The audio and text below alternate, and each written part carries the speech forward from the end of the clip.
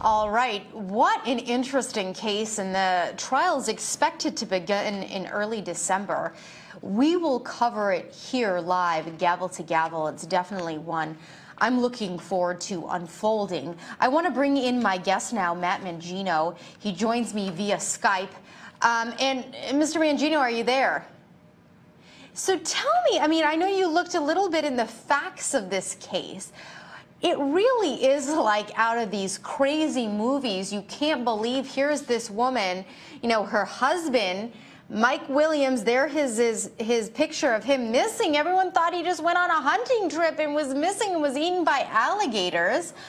Turns out, according to prosecutors, that his wife is the one that plotted to kill him. Yes, it's really something out of Hollywood. It reminds me of the old movie Double Indemnity, where the wife of a husband who has an insurance policy plots with the guy who wrote the insurance policy to kill him. So this is really a sensational case that is right out of the movies. I don't know how much you looked into this, but I'm wondering, what about this other guy, Brian Winchester? How is he involved in this case? Apparently this was the victim, Mike's best friend, who then Denise, the suspect in this, shacked up with to plot together to kill her husband. But he also got in some legal trouble, and that's part of the reason this whole plot unraveled.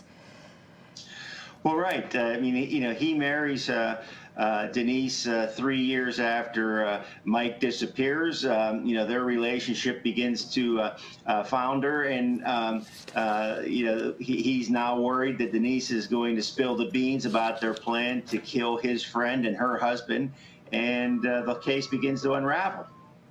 Yeah, it certainly is interesting. One of the items that kind of tipped the hat to investigators is that Florida law requires you to wait 5 years before you can legally declare a missing person dead. And for insurance purposes, Denise reportedly wanted her husband declared dead after just 6 months so she could cash in on about $2 million in life insurance. Now, that was an immediate red flag for investigators, but it really took them another 18 years until they could figure this out. And again, this isn't going to be a slam dunk for the prosecution. 18 years. This happened back in, pulling up my notes, December 16th of 2000. It might be a difficult one for prosecutors to prove in terms of physical evidence. We didn't have all that kind of cell phone text messaging that we have now. Well, yeah, there's no question that there'll be some difficulty with this case because of the time that elapsed. What is surprising is that the insurance company investigators with $2 million on the line didn't really aggressively pursue this, 18 years ago when she makes a claim to declare her husband dead only 6 months after his disappearance and cashes in on a $2 million insurance policy. That's kind of strange, but obviously, these cases, when you conspire, when there's 2 or more people involved, there's always the concern that somebody's going to get a little uncomfortable. Somebody's going to be in a position where they want to make a deal, and the case, is made by somebody talking about what happened. All right, Matt, stick with me. You're going to be with me for the next several hours. Let's take a look at some of the other crime stories trending across the country. Today's top crime stories trending on Law&Crime.com and across the country. A registered sex offender is under arrest for reportedly fatally shooting 2 people inside of a senior complex in Detroit. 69-year-old James Fleming is accused of killing a security guard, 50-year-old Kenneth Hall, and a resident, 66-year-old Bernice Clark, at the Philip Sims Senior Housing Complex after attempting to rape a female acquaintance in his apartment in the complex. Fleming was convicted of first-degree criminal sexual misconduct in 1988 and is a registered sex offender. He now faces 2 counts of first-degree murder as well as other charges. A woman in Milwaukee is facing charges after she reportedly fatally shot a romantic rival dead in the street. 37-year-old Misty Crutchen allegedly shot and killed 19-year-old Elena Rookert after the two fought in the street, reportedly because Rookert spotted her boyfriend with Crutchen. The two were eventually separated by the boyfriend and Rookert's friend when Crutchen retrieved a handgun from her vehicle and fatally shot Rookert from point-blank range. Crutchen now faces a charge of first-degree reckless homicide. A convicted sex offender in Texas, facing charges for allegedly raping a teen, was bailed out of jail after his mother won $15 million playing the lottery. 47-year-old Jason Wayne Carlisle has multiple convictions for child sex crimes and was currently in jail since last December for an alleged rape of a child under the age of 14 in 2006. Carlisle's mother, Joanne Ames, reportedly hit the lottery in Texas, raking in $15.24 million, although she will only receive $7 million after choosing a one-time cash payment. Carlisle will remain in jail on bond, but with certain restrictions. Those were today's top crime stories. I'm Anthony Velez for Law and Crime. So that mother spent some of her $15 million in lotto winnings to help bail her sex offender son out, Matt Mangino. I guess that's one way to spend the money. Well, you know, mothers will do anything that they can for their children, and in this particular instance, I can think of a lot of better, more appropriate ways to spend your lotto winnings. Unbelievable. All right, like we said, we cannot make these stories up. They just come to us. Thank you, Anthony Velez, for that one. Okay, we're going to take a quick break, and when we come back, we'll take you back to that fascinating case about Godejohn. We'll be back. Okay, so this is the cross-examination of Gypsy Blanchard. Of course, Gypsy Blanchard was put forth as a defense witness trying to prove that it wasn't Nicholas Godejohn behind this whole plot. In fact, it was Gypsy's idea to kill her mother. But during cross-examination, the prosecutor is really getting to the point, wait, but Nicholas Godejohn was his own man here, and at one point you guys even played some kind of fantasy game where he was in control of you. Matt, do I have that assessment right? Is that what the prosecutor was trying to get across to the jurors? It certainly appears that way. I mean, Gypsy at one point during her testimony said, "I planned the murder of my mother," but now the prosecution is trying to show, point by point that Nicholas wasn't subservient in any way to Gypsy. In fact, he was kind of, controlling this relationship, and he was doing things that Gypsy went along with, and it was his planning, so to speak, with regard to their relationship. And ultimately, because of that power he sort of had over her, he could have said, "Hey, I don't want to be involved in this. I don't want to do this." But he was involved in the planning from the very outset. And remember, in order to convict him of first-degree murder, the prosecutors have to prove that he deliberated about this, that he, that this was an intentional act and that he really plotted this. So let's continue to listen to more of Gypsy Blanchard's testimony, the cross-examination. Very interesting there. Gypsy Blanchard tears up a little bit as the prosecutor describes how Nicholas Godejohn used the knife to cut down to the bone of her mother. And I did listen to almost all of her testimony. There's the knife there, the murder weapon. And I think that was really the only moment, Matt, that I really saw her get emotional. Cold. I mean, she didn't show a lot of emotion. She answered the questions in a very methodical way, very slowly, no emotion at all. I mean, and there's obviously some disconnect here. I mean, Gypsy wanted her mother dead, but she didn't apparently want it to be a brutal death. She didn't want her stabbed 17 times. She didn't want her throat cut. She didn't want her raped. It's really a disconnect even for Gypsy here. All right, and let's talk specifically what she addressed during this testimony, and that was the fact that apparently Nicholas Godejohn suggested that he rape Dee Blanchard right before, I guess, the murder. What do you make of that testimony? It was something brought up by the prosecution. What were they trying to get at there? Well, I think they're trying to get at that Nicholas Godejohn, was an equal participant in this, if not, more unevenly on his side in terms of planning, in terms of the brutality of this murder. This wasn't simply a plan hatched by Gypsy Blanchard. This was a plan hatched by Gypsy Blanchard and Nicholas Godejohn, and he was, excuse me, an equal participant. Well, I'll let you get a glass of water there. We have to take a quick break. We'll be back, though, with more testimony from inside the Springfield, Missouri courtroom. Stay with us. All right, we're just hearing some testimony from the doctor that the defense hired to talk about Nicholas Godejohn's autism. I'm joined by Matt Mangino, a criminal defense attorney. He joins me via Skype. One of the things that I haven't heard so far in this doctor's testimony, and I do think it's important because it gives us a look a little bit inside the mind of this man. He was obviously a very lonely person, not very communicative, didn't have great social skills, was not very hygienic. But I did not hear them ask specifically whether or not he knew right from wrong. Because isn't that really the question when we're dealing with something like this? That's the fundamental question.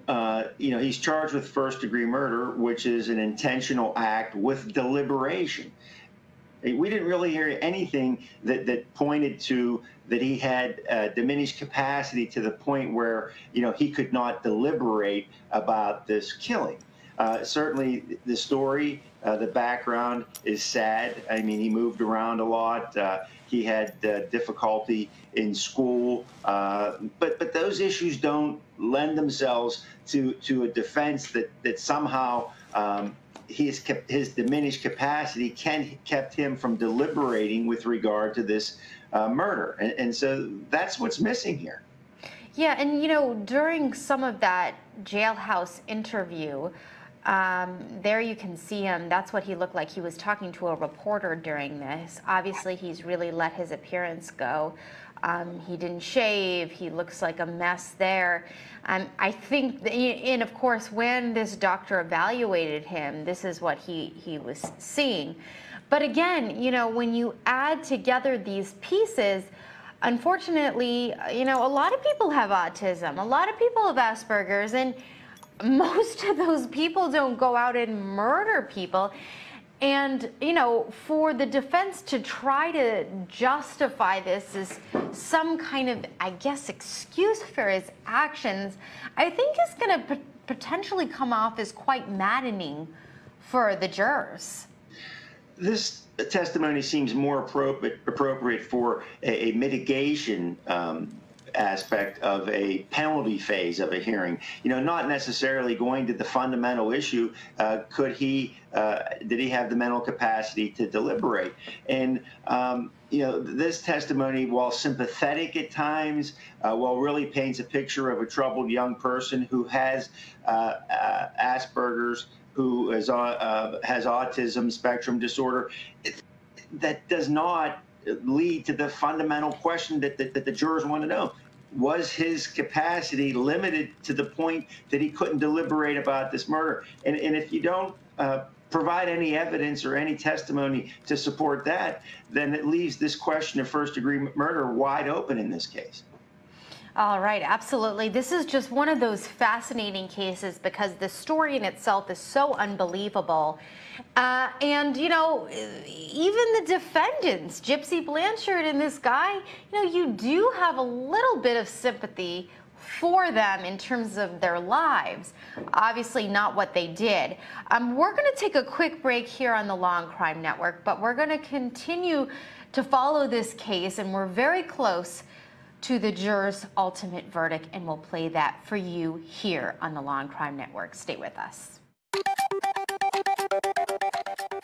All right, so you're hearing now the prosecution's witness saying that Nicholas Godejohn was at a level 1, which is at the highest functioning level.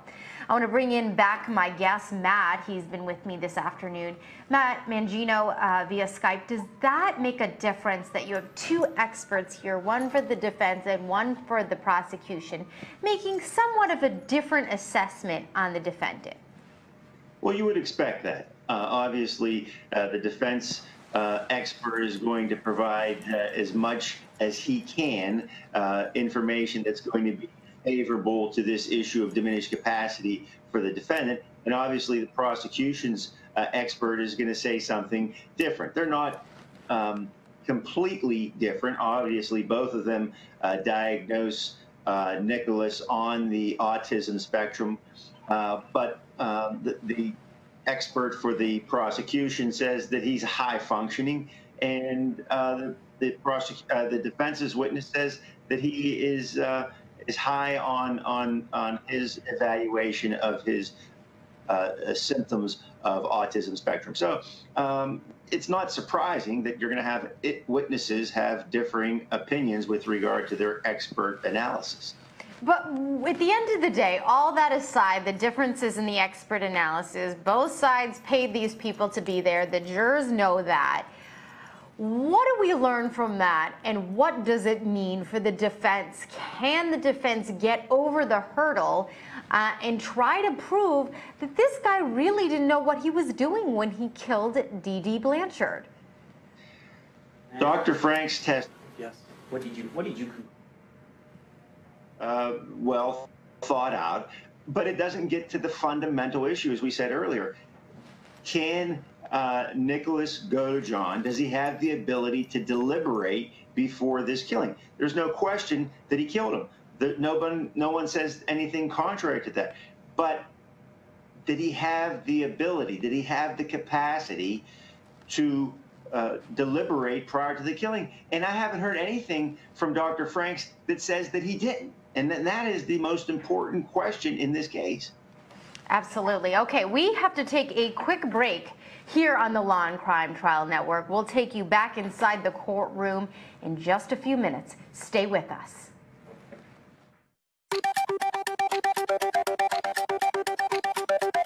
The prosecutor said that after Watts killed his children and his wife, he squeezed the bodies of those two little girls through an 8-inch opening and hid them in an oil tank. The circumstances around this case are just horrible and so difficult to listen to. I guess my question, if there's any to you, Matt, is how he initially thought he could even get away with this. Well, that's a good question. And, obviously someone who kills their pregnant wife and two young children isn't thinking rationally to begin with, let alone to have planned, some exit strategy with regard to how he was going to avoid being prosecuted for this. It is a sad case. And I think what's interesting is to hear, even though the pain that the victim's family felt as a result of this terrible slaughter, they still had pled with the prosecutor not to seek the death penalty in this case. That they strongly felt that murder was inappropriate, whether it was, the death penalty was inappropriate for murder, and that they would be satisfied with life without parole. And I think that certainly played a significant impact in the prosecutor deciding to accept this plea to life in prison. All right, yeah, and when we come back, we're going to take a quick, very short break here. But when we come back, I think what drew this case to the national attention is what Chris Watts told local media when his wife and children first disappeared. We'll be back in just a few minutes. Help me understand this real quickly, Matt. What did she mean by a full confession they're hoping that they want to get out of Chris Watts? There's more to this story that somehow, even though he's pled guilty, that he's going to be sentenced to life in prison without the possibility possibility of parole, that there's more to this story, and that he should have an opportunity to tell his side of the story. Of course, we know that he already said in the past that his wife had killed the children, and then he, in a fit of rage, killed her. I don't think that's going to be his position going forward. But you know, I guess he wants to tell his story. I don't know how you can think. Yeah, and we'll be listening to see if he does do that. Just such a brutal case. We're going to continue following it in the next few minutes. We have to take a quick break, but stay with us here on Law and Crime.